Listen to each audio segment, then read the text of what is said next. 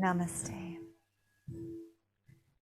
Let us journey together into the Holy Womb Chakra for a blessing from the Divine Mother.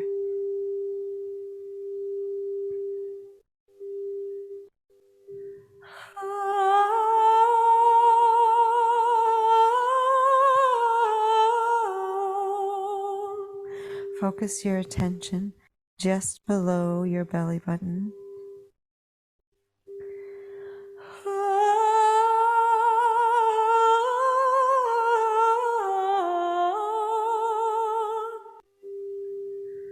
And allow a light to come through in this divine center, the seat of your soul. And we ask for the Great Mother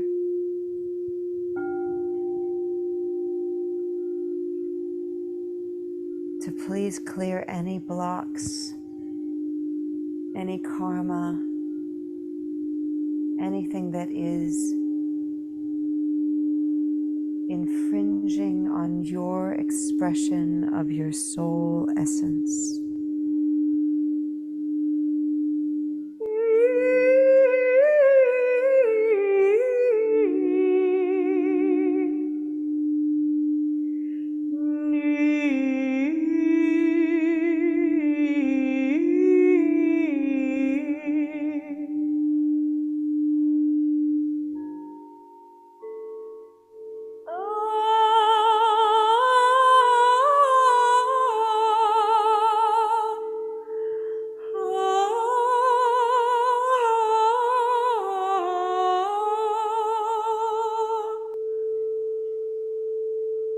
We ask now for a golden thread of light to be attached,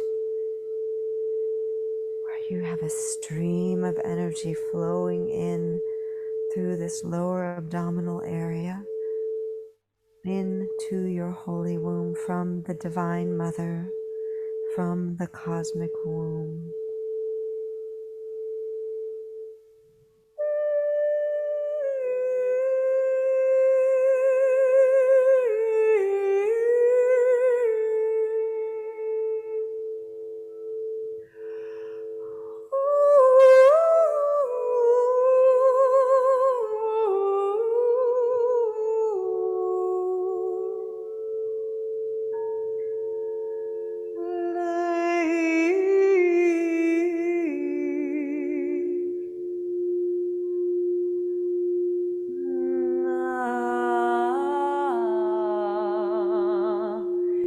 Ask for the Holy Mother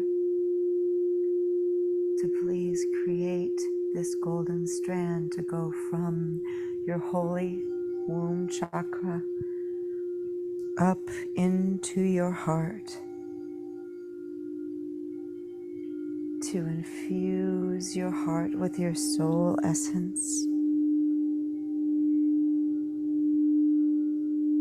and continue a golden strand up into your third eye,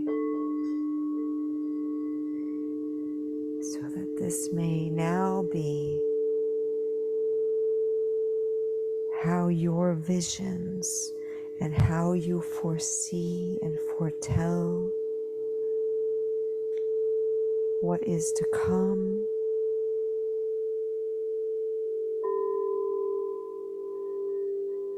comes straight from your soul essence.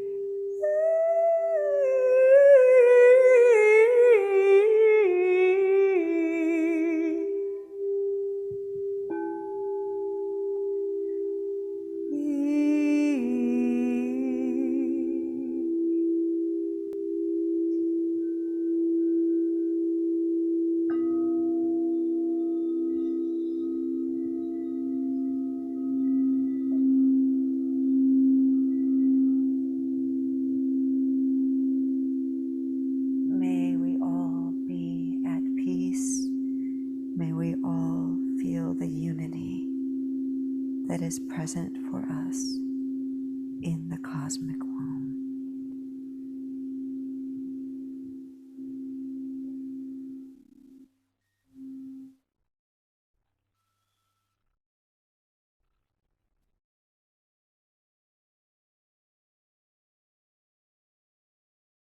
Namaste.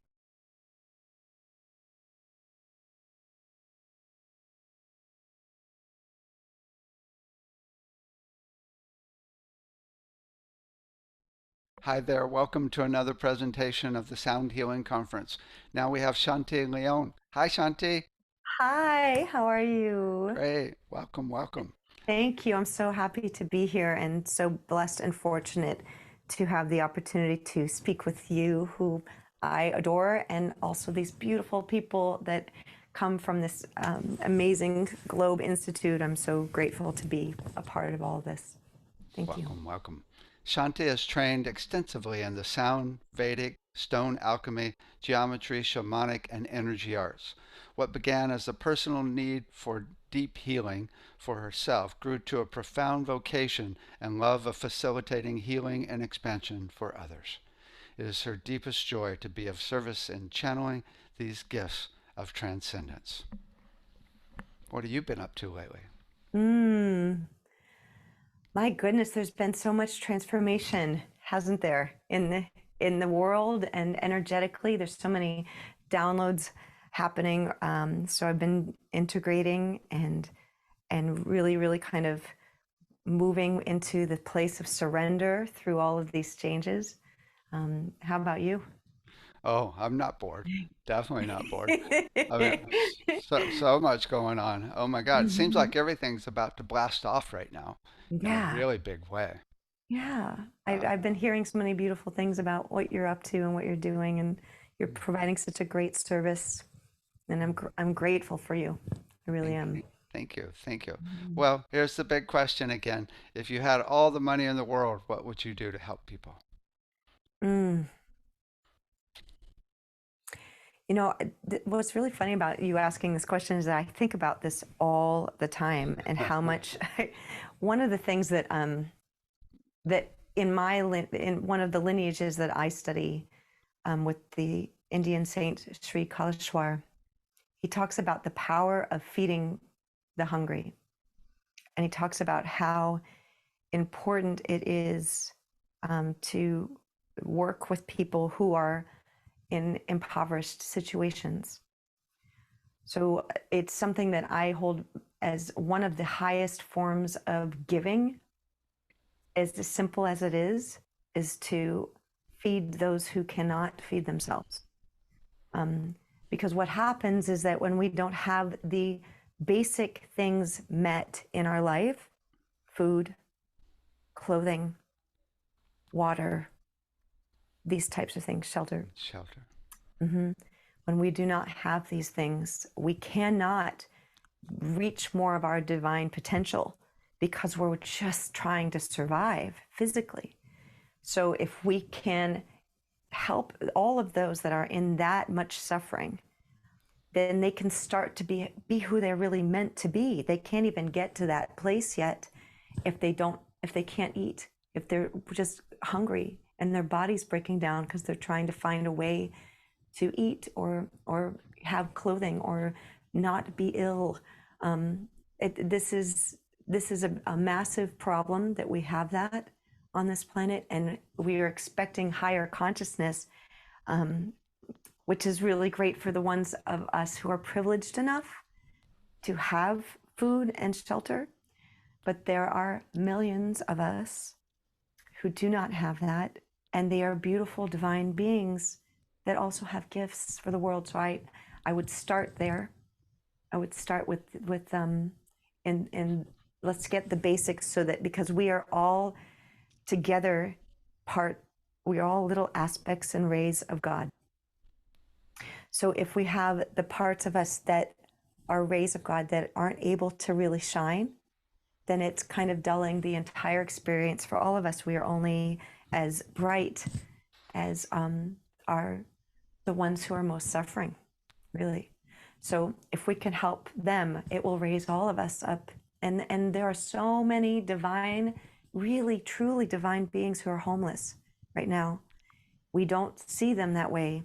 But the truth is that really divine beings sometimes come with the most hardships so that they can really kind of cultivate and refine their karma, their energy systems. They learn so much from having really difficult experiences. So really want to, as a group, embrace and lift them up. That's where I would start. Perfect. Perfect. It's No, no. interesting. I think of the next one is education.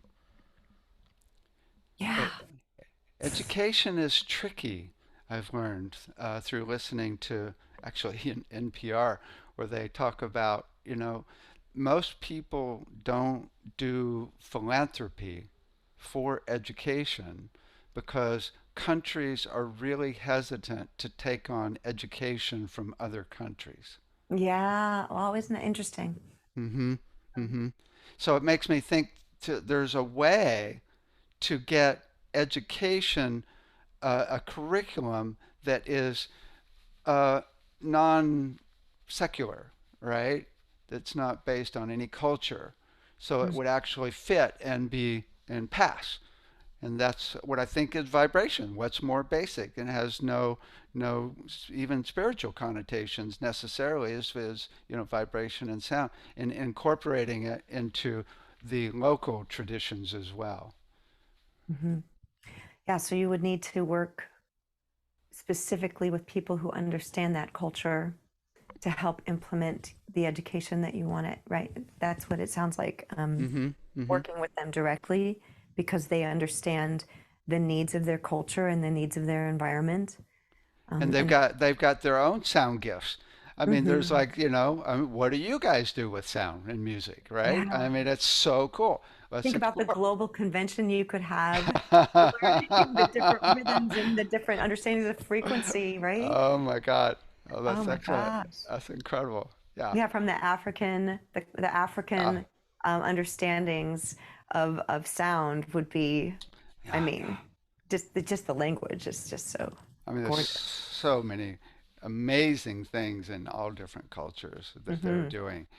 And yeah, so it's like an ethnomusicology study first, Yeah. and then how to implement what we're doing in within that. Yeah. Well, I love that you're even thinking about that because I think on all levels, from education to even helping people with medicine, things like that, you do need to understand the culture. Hmm. You do Hmm. need to Right. understand the culture of which you are implementing these ideas, these gifts, these different ways of healing. Basically, Hmm. education is a form of healing um, in itself. Okay, so I've got a question for you All that right.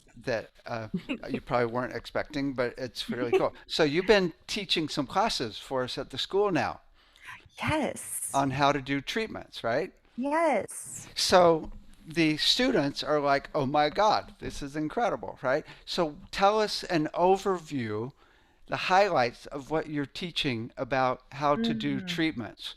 Oh my gosh. This is, I didn't expect this question at all, but I do have to say I absolutely am.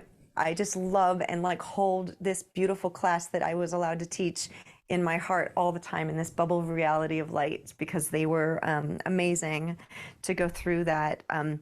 So it's an experience where we as a group not come together to uplift and support each other in expanding our awareness of the inner mechanisms of healing. It's something that isn't spoken of that much.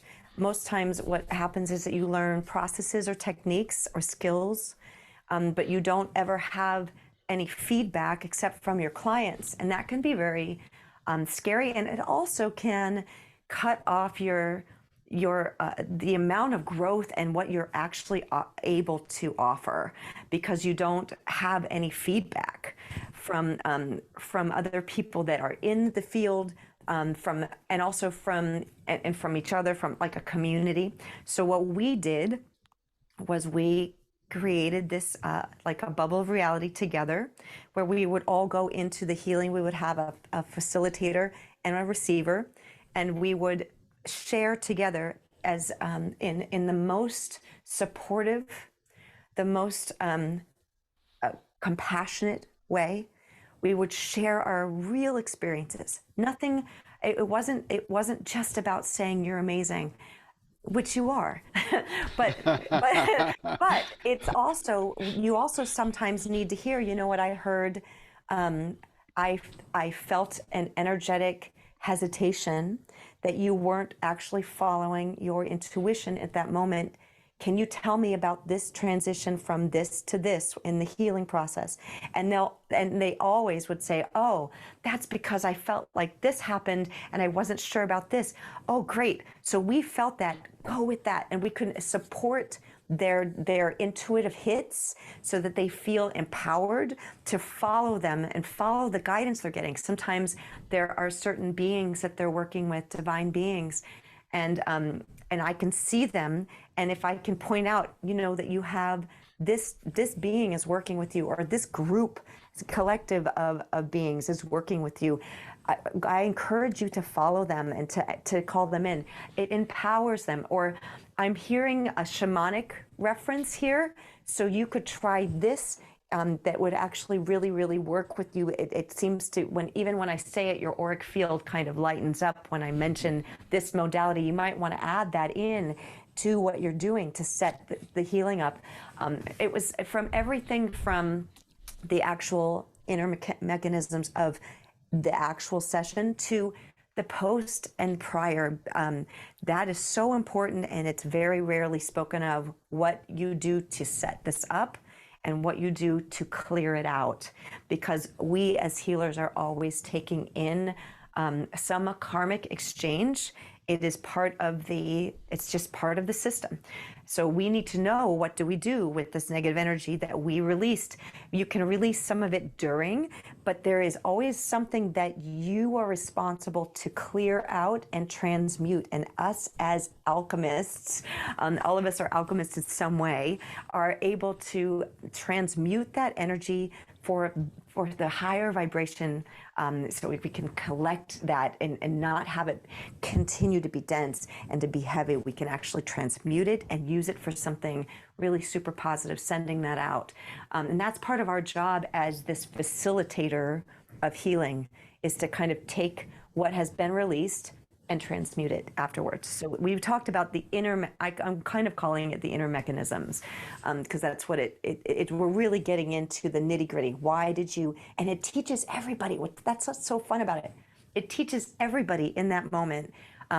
That person, that healer, that facilitator was saying, oh, I thought that this was really, really great to try this here. And then everybody goes, oh, I never thought of that. And so we're actually all being uplifted by everybody's experience simultaneously and validated as well, because a lot of us are picking up on the same things in that bubble of reality. So it's a really, I'm so grateful to have the experience to be able to offer that. It's something that you and I have talked about for a long time, and it's kind of a secret dream of mine to be able to do this for people, because a lot of us don't get that kind of feedback, and you are allowing that in your institute. That's amazing. Oh, It's and great. as you may know, but I want to tell you, in the middle of your class, I had a class with the same group, and one of the students, her mother, she was with her mother in the class in Mm. hospice, and her mother was about to die. And we each did individually a treatment for her, Stephanie, and her mother. Mm. And then we all did a sound together. Wow. And I've never seen anything so precious. Oh. I mean, it was so perfect. The energy that people were sharing, and Stephanie was like, "Oh my God." And her mother died an hour later. Oh my gosh. I So mean, you were guardians to help her transition. How beautiful is that? Oh, it was incredible. We were totally Yeah. helping her transition. And it's like Mhm. helping Stephanie through it as well, because Stephanie's like, oh, all right. And we're like, no, this is perfect. This is beautiful. She's Yeah. transitioning. And it was Mhm. just it was just so amazing. Yeah. You can almost feel that her soul of her mother was waiting for that in Hmm. order to feel like, okay, I can release this now. You Right. guys have blessed me. I can heal enough to move to the next part of my journey. And then It, the next class, we did a whole class on grief, oh my goodness, yes. on how to work with grief. And Yeah. it was just so perfect because we weren't just talking about it. We let Right? it be in it. Yeah, Right? yeah. Grief is so powerful. It's so powerful. There's so much that can come from that process of seeing. It's really right. You're on the precipice of a new life. Grief is also a new life. It's both, right? So you're on Hmm. the precipice of what was and now what is coming from this. And it's this beautiful moment where you can take reflection and inventory and you can create. It's such a powerful moment. I'm so glad you took the time to really honor that transition. Yeah, Beautiful. yeah. It's really beautiful because, when someone's right in it, when it's just happening, especially within a few weeks, right? Yeah. Then it's like it was so perfect because every single student was just right present with Yeah. the grief, not trying to transform it, not saying, no, you should just let it go. No, no, no. We're here Mhm. supporting, and it's perfect. Cry, go cry. It's okay to cry. Well, and isn't that amazing that you are providing? If anybody hasn't had an opportunity to take a class yet, I hope that they hear this and are inspired. To be honest, because it's life changing. To be even just the community support, but then the immense amount of information and knowledge and wisdom. You'll watch Gaia and go, "Oh, I learned that in my class." Like you, you'll be like, "Oh, I already knew that because we had that in my class." I mean, you're going to be on Gaia basically in the next because you'll know more than them. It's a beautiful thing. Cool.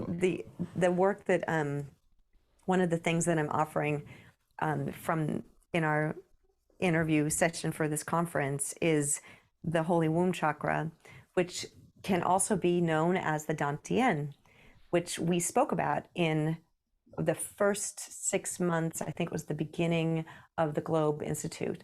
One of the instructors, she does a lot of work with the Dantian, and what's really cool about this is that the work that I've now learned since her, really kind of doing breath work and sound work through the Dantian process. I'm trying to remember Sonia. I think it's Sonia that does that. Um, but this kind of built on that was that there are actually ancient palm leaf practices built on the activation of the supernatural gifts that you can actually achieve through the Dantian, through the holy womb chakra, is what Sri Kaleshwar calls it. Is the Dantian like the second chakra?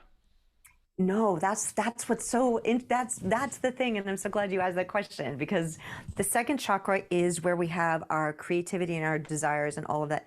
The actual holy womb chakra, or the Dantian, is it's located in a similar area and it moves for everyone. In fact, we could actually close our eyes right now and try to access it because it's different for everyone. But if you go to your belly button and you go back a little bit and then start to go down, you'll feel not the second chakra, but you'll feel it like it's like a nerve ending, or a pressure, or a like an activation point. It's a little bit behind, and it's typically up from the second chakra. So it's in between the second chakra and your belly button area.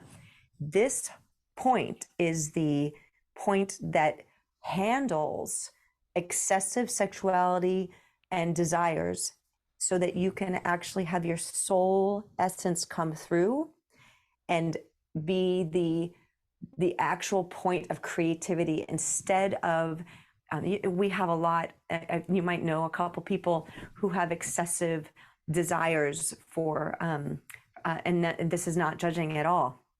It's part of our system to excessive desires for money, wealth, beauty, these kinds of things.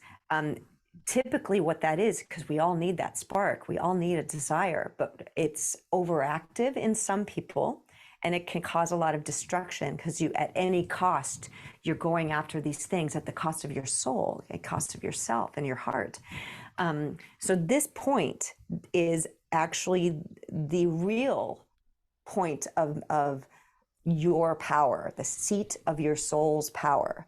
And a lot of times it gets, and so we're talking about grief, right? A lot of times it gets blocked by heartache. 80%, Sri Kalashwar will say that 80% of all of the problems that we really have is excessive heartbreak. Heartbreak over not getting what you want, heartbreak over relationships that didn't happen, heartbreak over the way that you were treated as a child, heartbreak over dreams that never happened, death, grieving. Yeah, and that which is grief, really, which Yeah, is grief. I had a psychotherapist years ago said, you know, it all comes down to grief. yeah, it really does. Heartbreak.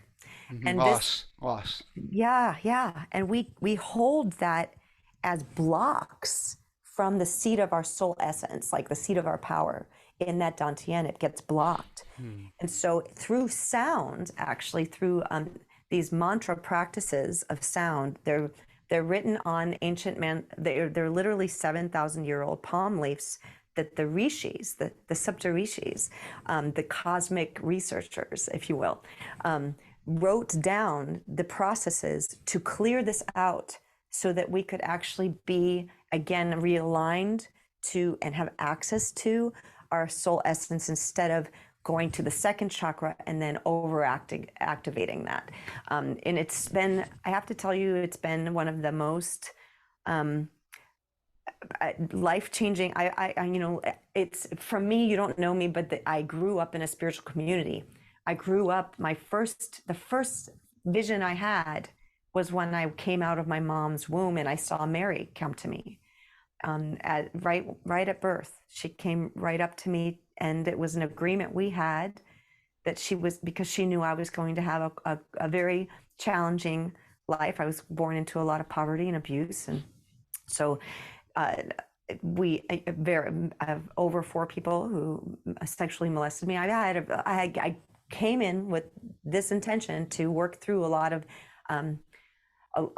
refinement, soul refinement, energy refinement. So I had made an arrangement with Mary before I was born to have her come and make sure that she tells me it's going to be okay because I was born immediately into an abusive situation that was happening even when I was in the womb, and I have memories of that as well.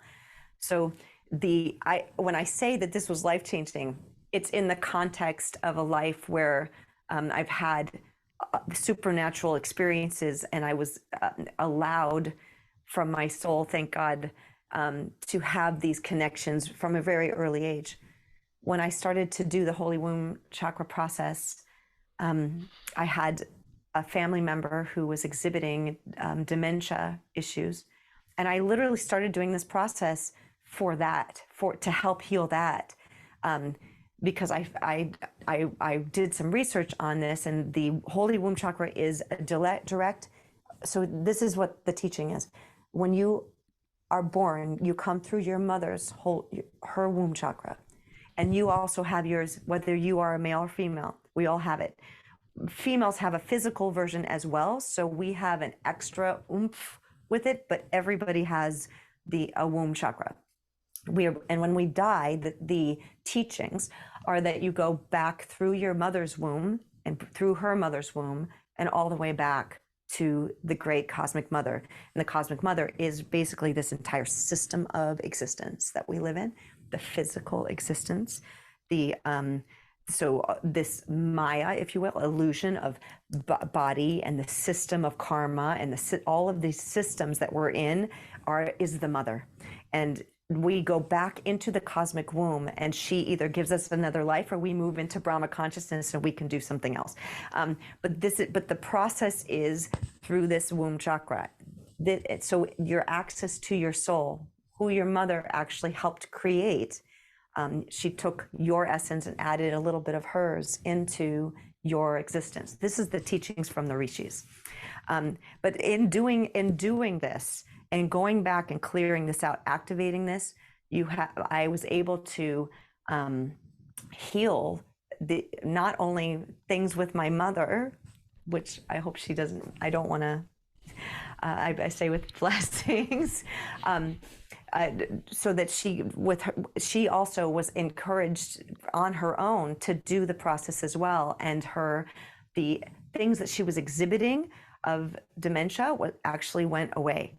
And of course, I can't imagine that will be forever, but I was able to get more time with her because she was clearing the karma and the blocks that weigh us down, the heartache, clearing the grief that blocks us from our soul essence, that we can't even get as clear of a like a download anymore because we've got those blocks in there. So it helps with, like I said, sexual abuse, PTSD, any kind of heartbreak. If you have patterns where you keep trying and hitting your head against the wall, it'll clear that away too. It has really literally changed my life and changed my understanding of how you can actually do mantra practices that were given by the rishis in a certain formatted way where they tell you at this time with this element, that kind of thing, and it actually changes your life. It changes the way you think, changes the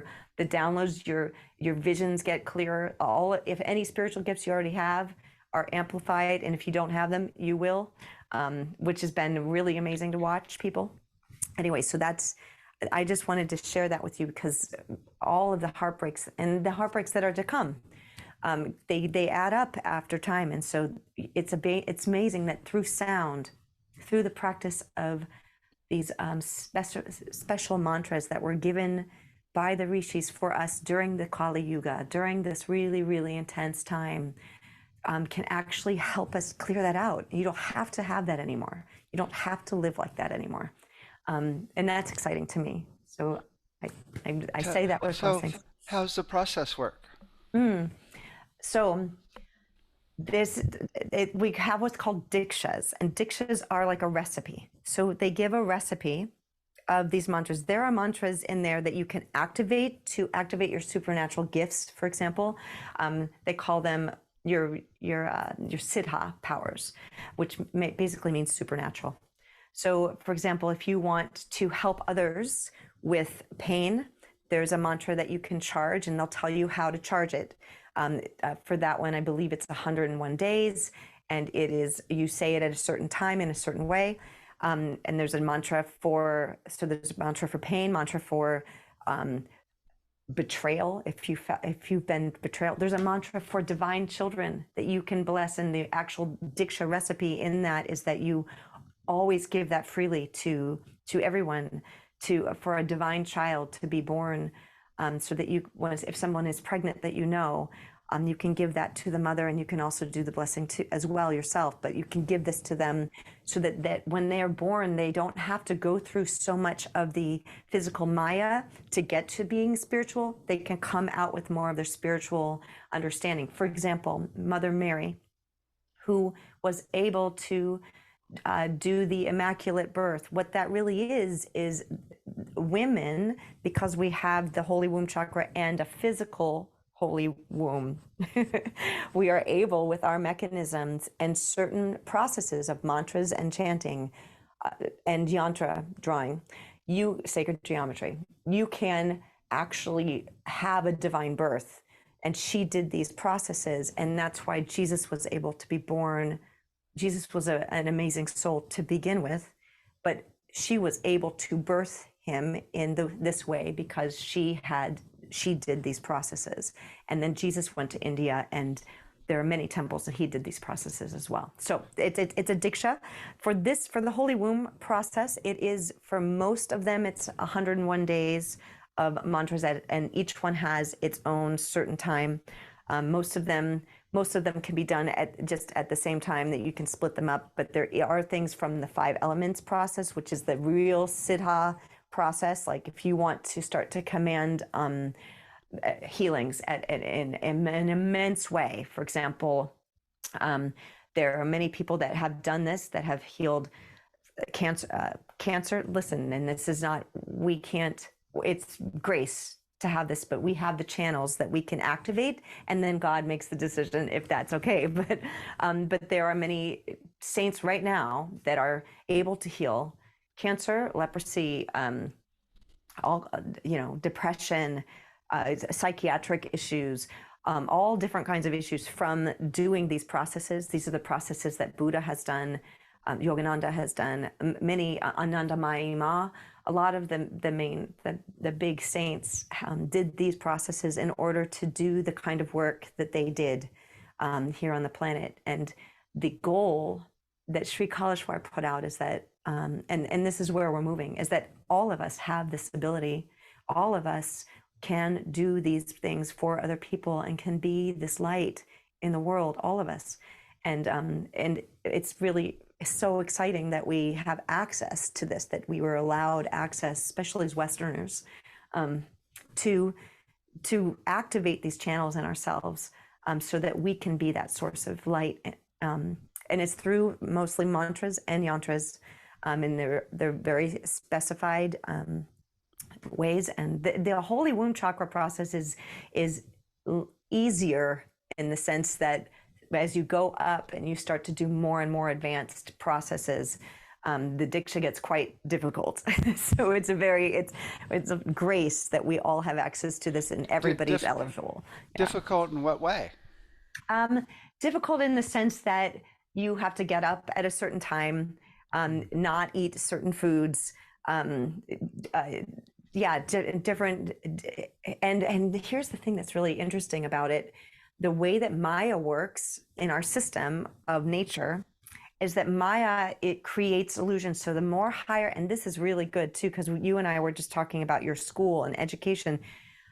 There's a lot of Maya.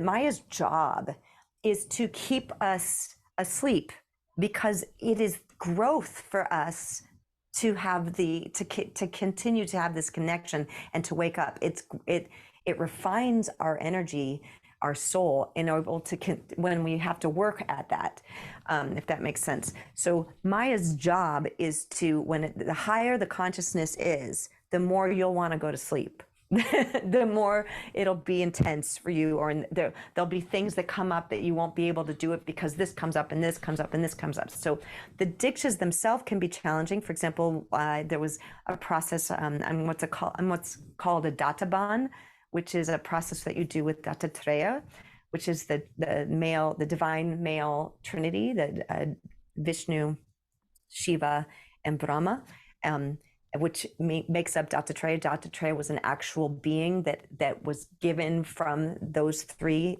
gods, created this being. He works in a certain way. In order to work with him, I had to do some processes where I had to get into a bathtub for an hour at a certain time of day with my Swami at the same time. And you had to do a certain amount of hours of chanting every day, certain kinds of eating, certain kinds of, it gets very finely tuned. But the Maya is the thing that really, even if you do those types of things, the Maya will start attacking it. You'll get really busy. Everything breaks down. Like all these things happen. And you're like, what's going on? And normally you would think, oh, well, that means that I shouldn't be doing it. The higher the consciousness, Maya, the rule is Maya is going to come and try to put that down, because we're in like a membrane, if you will, that is meant to keep us thinking that our body is the reality, that all of these problems we have are really problems, that money is real, that like all of these blocks are real and they're really intense. But the truth in Maya is that it's not. It's meant to do that, in order for us. So you'll see that in these processes, things come up. And I've seen it so many times with my clients where they're like, I got this. They're 84 days in. I got this. It's great. And then they fall off like right on 92, like the day 92.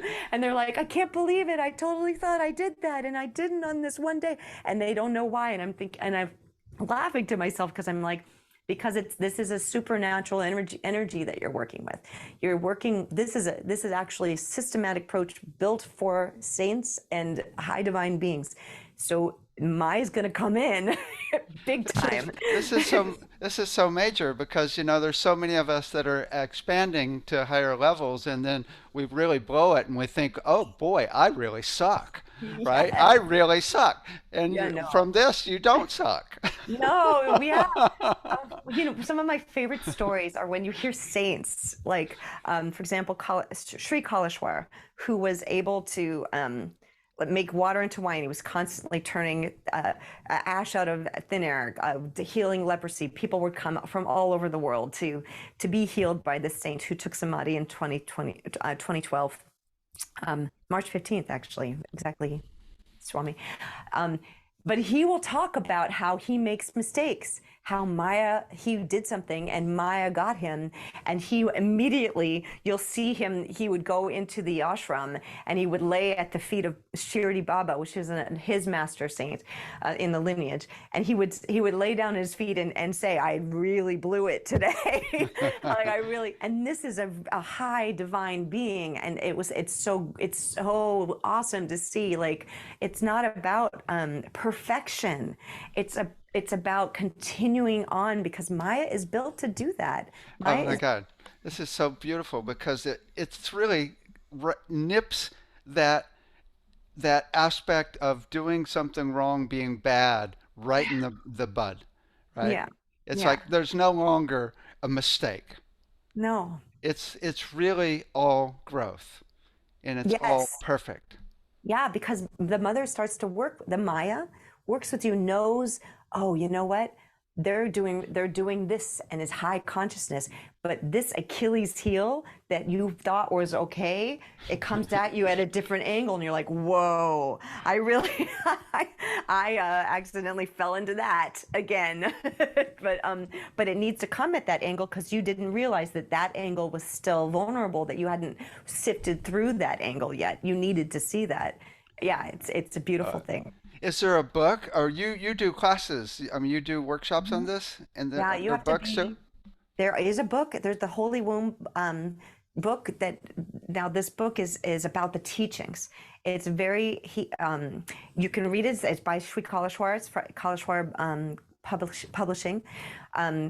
In order to do the process, you do need to go with somebody who can teach it because it's very, when you start to go into it, you will immediately feel tired, overwhelmed. You don't want to do it. Resistance. My mother, I have to say, yelled at me for the first. I did it with her to the point where I did everything with her for the first 2 weeks to help her get through it, because, and I do that with some of my other clients as well.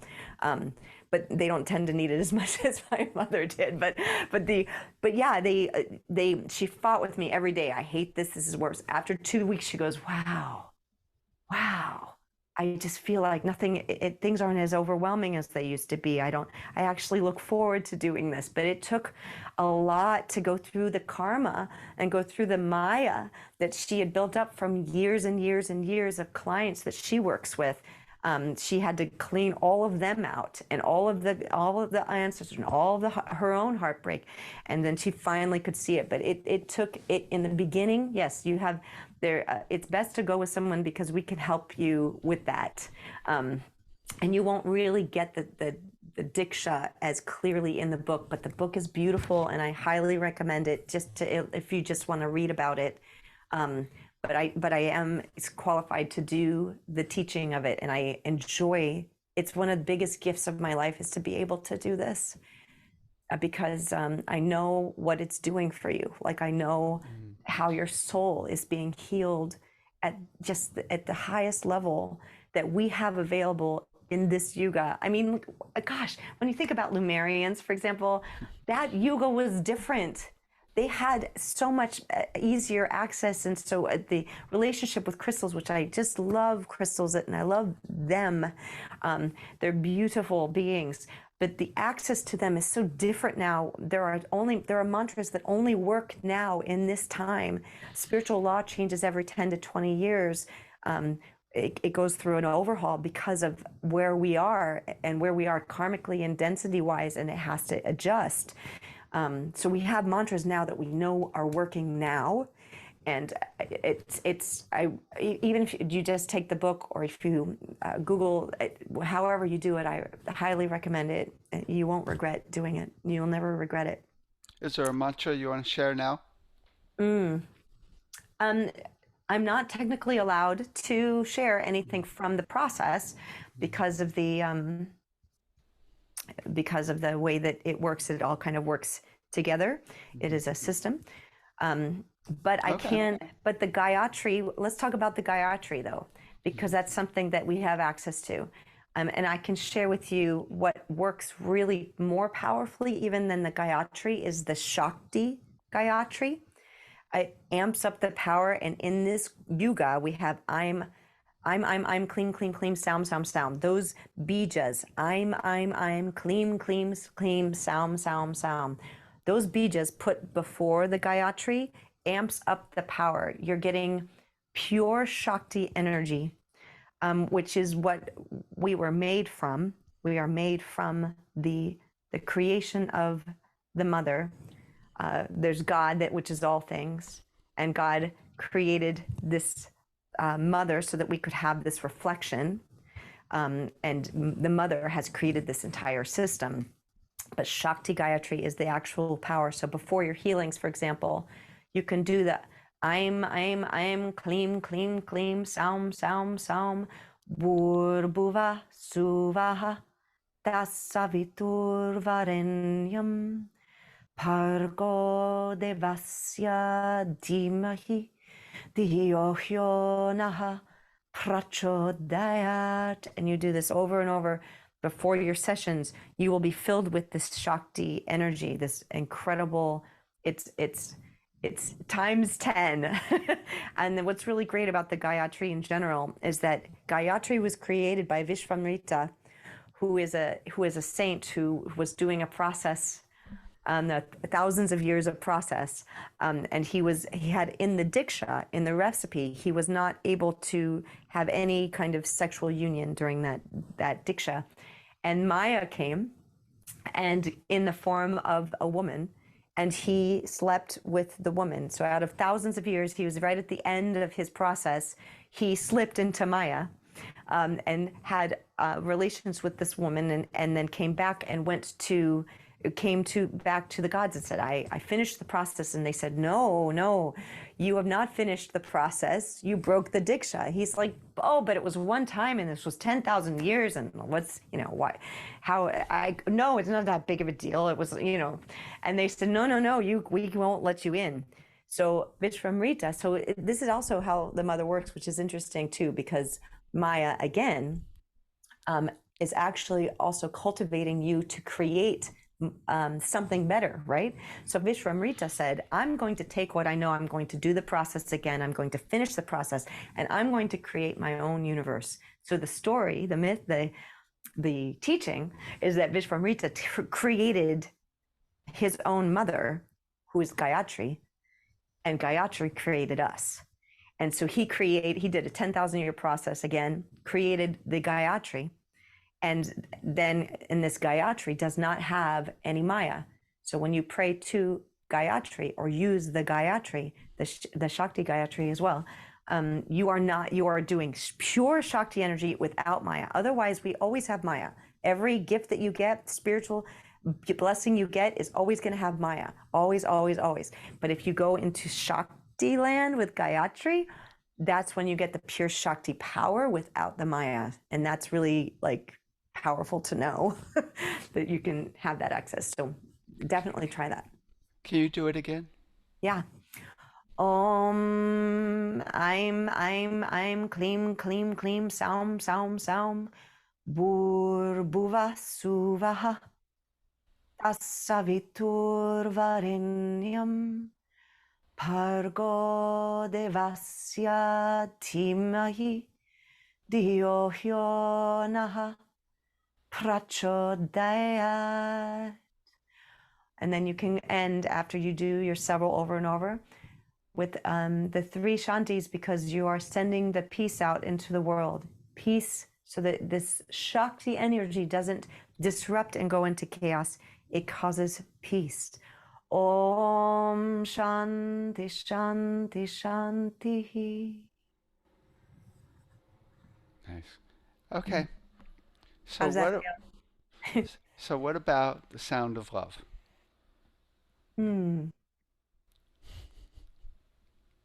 Which is ever changing and depends on which angle you approach from, right? Mm.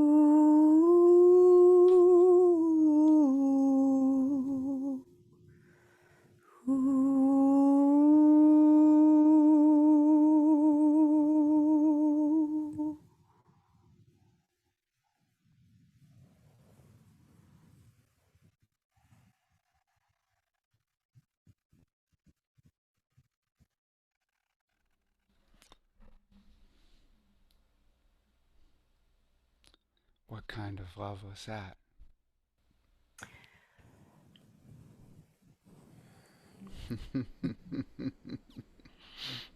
Come back to the pure essence of you as a little, little, little. It's a little, little one. Mm-hmm. What about universal divine love? Mm. I think I need the angels to sing with me on this one. we all need we all need an angels. entire chorus. Okay, you guys show up. Hmm.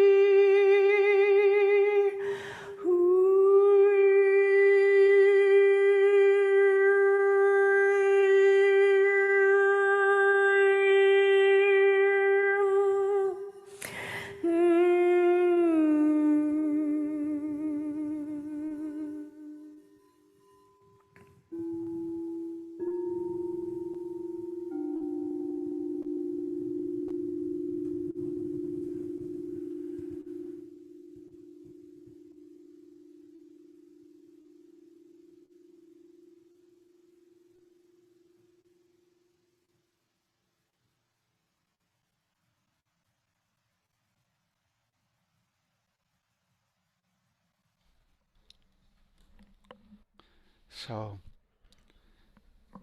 how would you explain to someone how to access universal divine love who's never experienced it? So, are we explaining how to do it or what it feels like? Well, you could start with what it feels like and then how to Mhm. do it. Okay.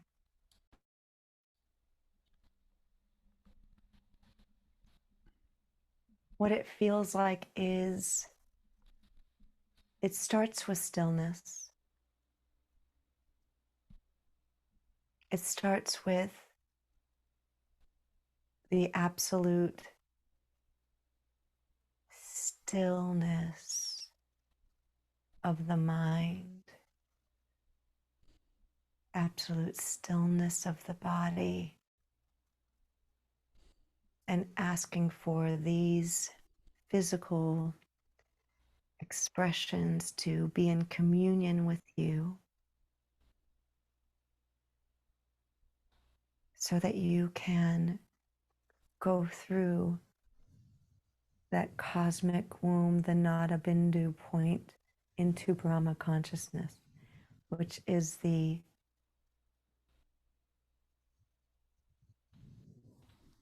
source of all.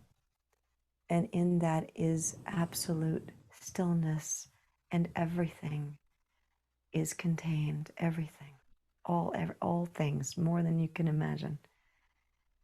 But in stillness is where it's accessed. And it feels like, and this is also interesting because bliss, it feels like bliss, but bliss is not necessarily happy. Bliss is an influx of the energy, the creative energy that has movement, and it has only your highest good and highest harmony as its essence, as its fragrance. So bliss is that stillness and absolute knowing of who you are at your purest essence, purest fragrance, purest point. And that's where universal love resides. That is, and it comes like when you access this and it comes through, you can pull it in through your holy womb chakra. It comes into your heart and radiates out from you pure acceptance of all that is, unconditionally harmonizing all without qualifications, without justifications. It's that point where you have the inhale and you are open to breathe in or out at any time without holding your throat or clenching anything. All is possible from here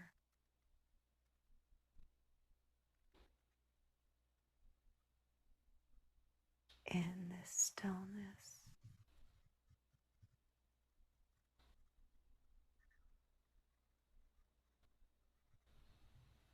In that suspension between doing and non-doing.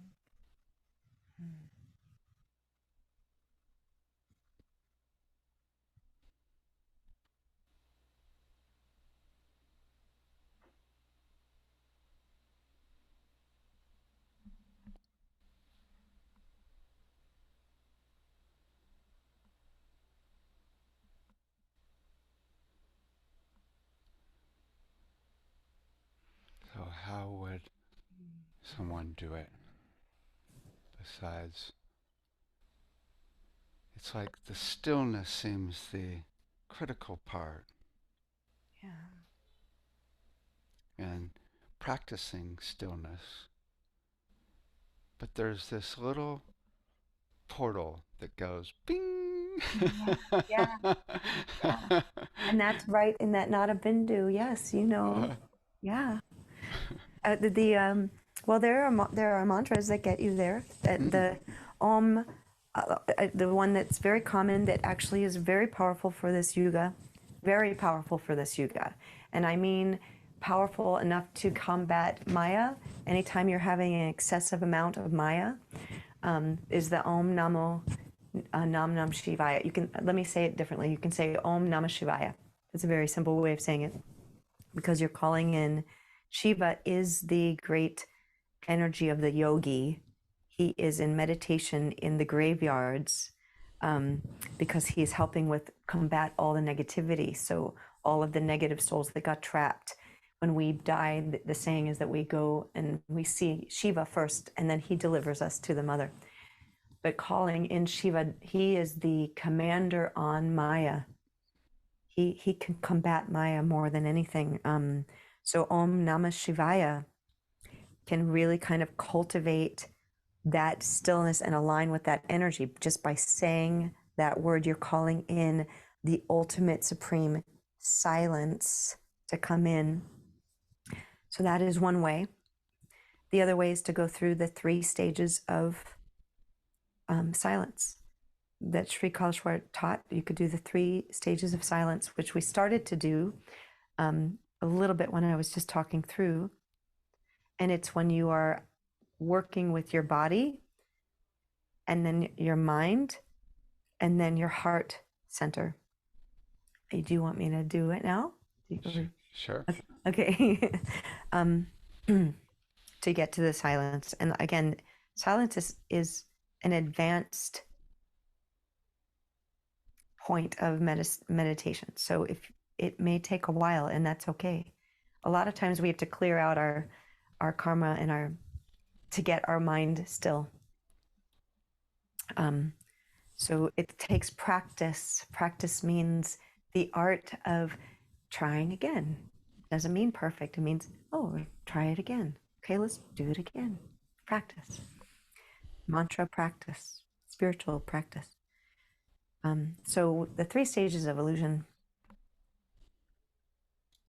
are, well, as we kind of went through a little, but let's do it more actively. In fact, what I'm going to do is the 3 stages of illusion, and then let's go into a union with your soul that you can start to cultivate. And I encourage everyone to try this outside in nature because it's very helpful when you are, because we are working with this nature quality of our bodies. So having the mother and the 5 elements available outside really helps. So just take a deep breath and close your eyes.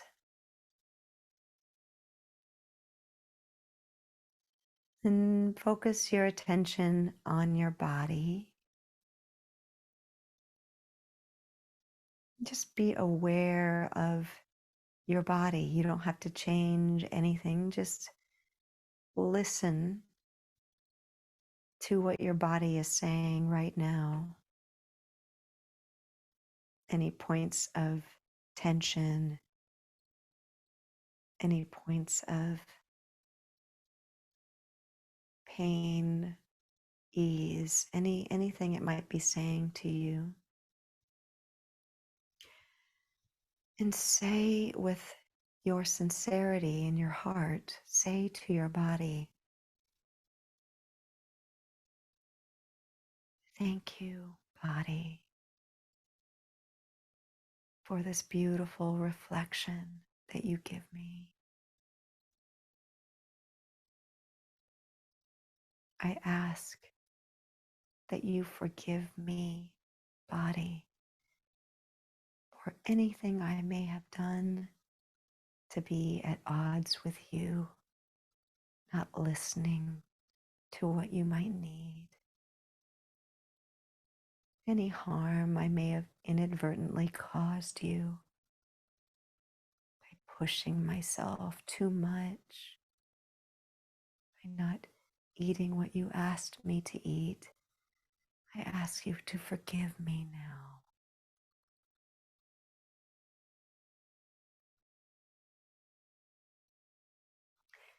And sweet body,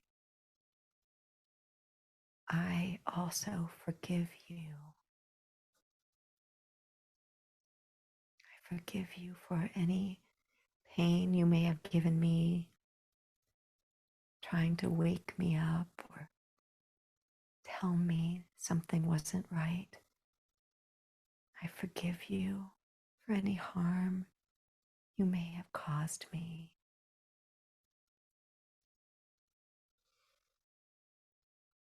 I ask you now to be in communion with me now. Sweet body, let us work together now. While I lay or sit here, let us just be still together.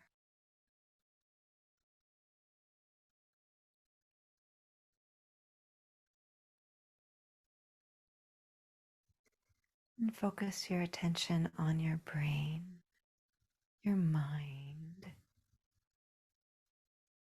Notice the thoughts coming in and out.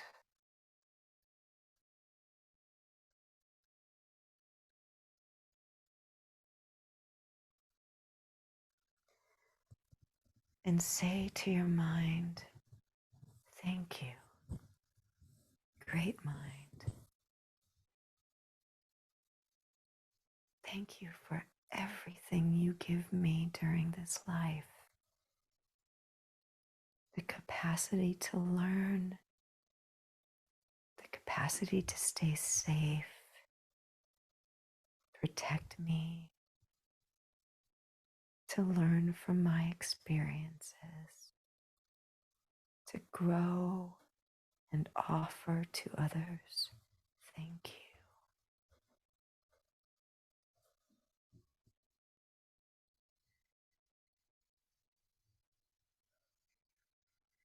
Oh, beautiful mind, I ask for your forgiveness now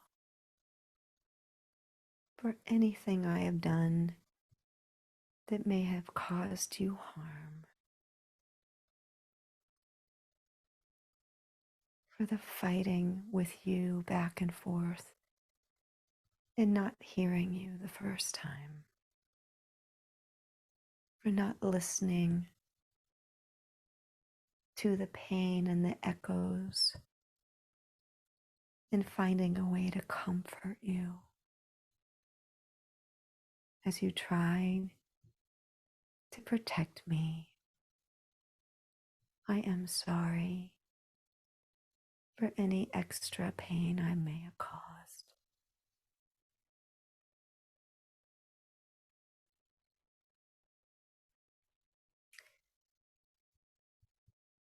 And I also forgive you,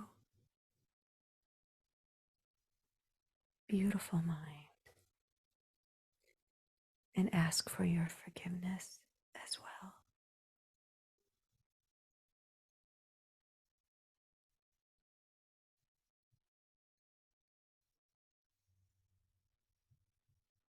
Let us work together now in communion together. Let us be still together, unified as one.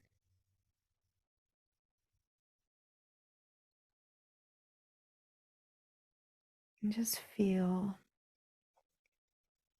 how you kind of start to sink in and be still when sometimes all we need is to be heard and recognized.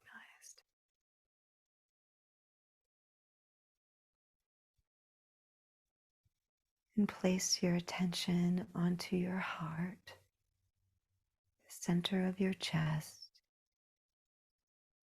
where you have access to your divine soul. And go into this space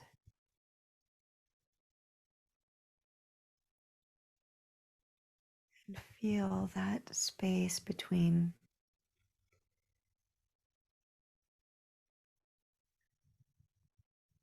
action and non-action. relaxation, the opening of your heart that comes as soon as you relax and be in communion with your body and in communion with your mind. It can unfold like a petal, petals on the rose.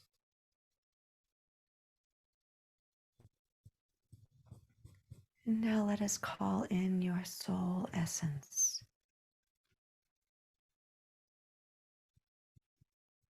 Beautiful soul essence.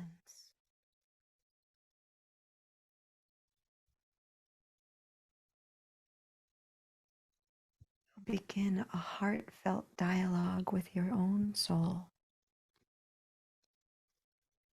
And I'll give you some ideas about where you can start, but then please feel free to say what you really need to say.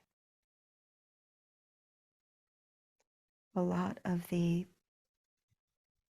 issues that we have is that our souls are trying to heal. And our personality self starts to fight back and forth. And we begin to be at war with ourselves. So let us heal now and begin a new relationship with our souls so that the lessons and things we are here to live through are gentler,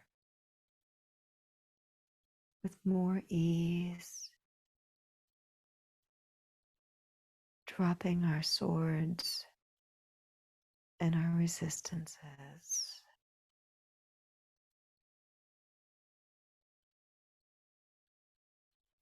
Beautiful soul.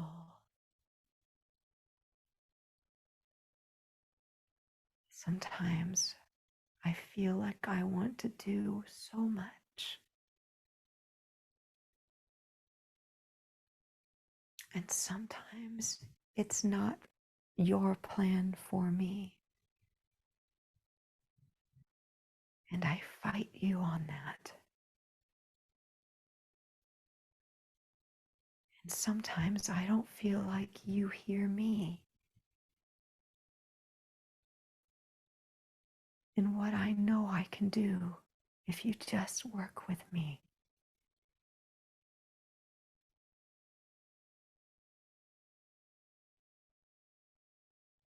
Beautiful soul, I am sorry. Please forgive me for any times I have harmed you by inadvertently harming someone else or harming myself, and that harms you. Maybe saying mean things to myself or being too hard on myself. I am sorry.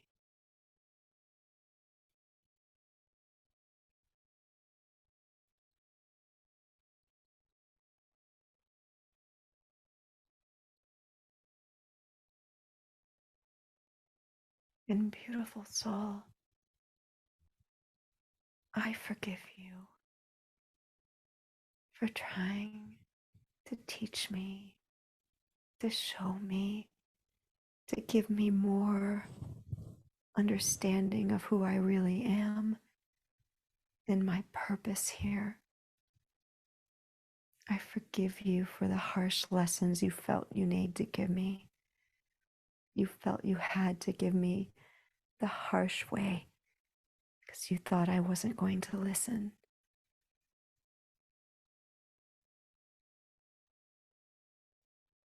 Beautiful soul, I will listen now. Let us work together. Let us make these lessons and the things I need to go through easier.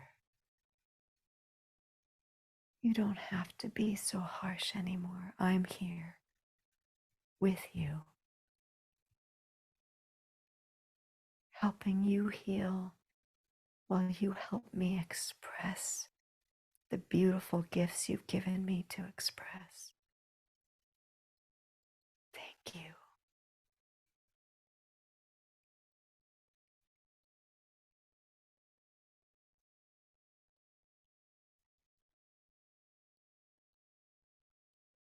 Let us walk together now.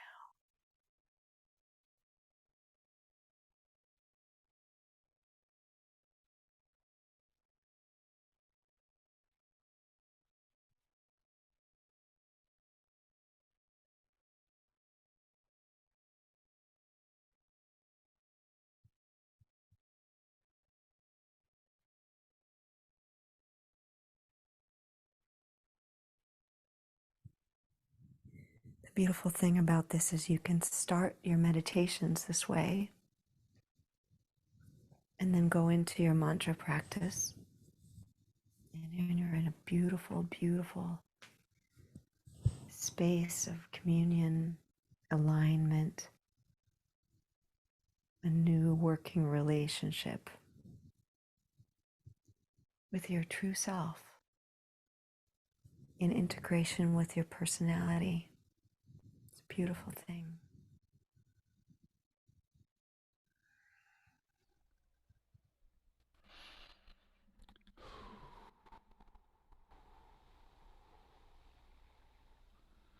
Shall we do one last sound of love for everyone on the planet?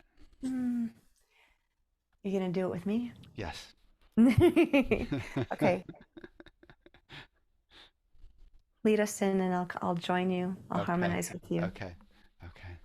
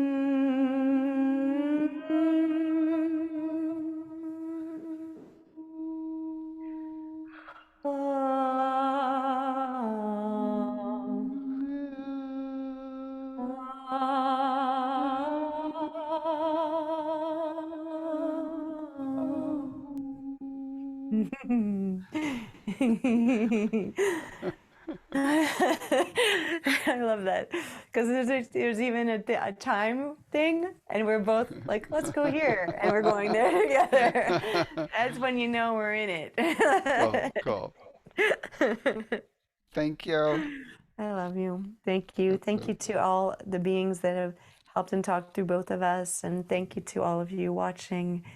And I truly hope and wish and bless each and every one of you and your families and our communities and the global community. Thank you. Om.